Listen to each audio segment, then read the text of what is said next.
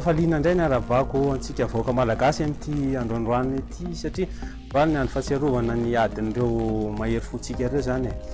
eva toetrandro moa no resantsika amin'izao fotoana izao ny mandrafitra ny toetrandro zany dia mbola tsioka tsy matsinanana malefaka hatrany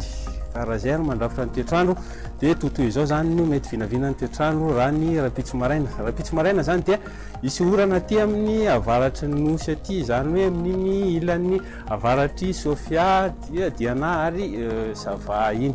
somary andraona kosa ny andro raha aty amin'ny ilan'ny andrefany avoatany torak'izany ny faritry Bongolava iny ny faritra sisa moa zany dia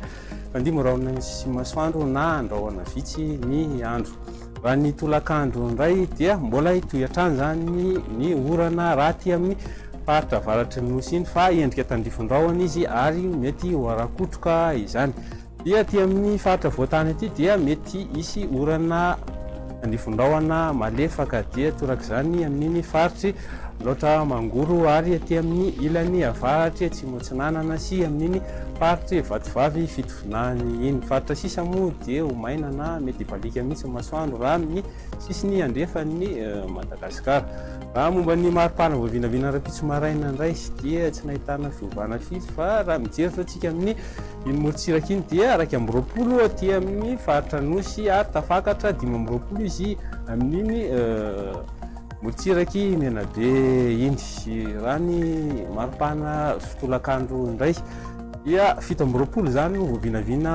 ambany zany hoe mbola mafana be zany saika manerana nosy ary mbola tafakatra 4 amby 30 degré celsius hatrany maripana raha ty amin'ny faritry Sofia iny ny toetrandro amin'reto tanan-dehibe reto indray dia toy izao zany Paris, Milan, Johannesburg, Nairobi sy Bangkok dia ifandimo ny rahona sy ny masoandro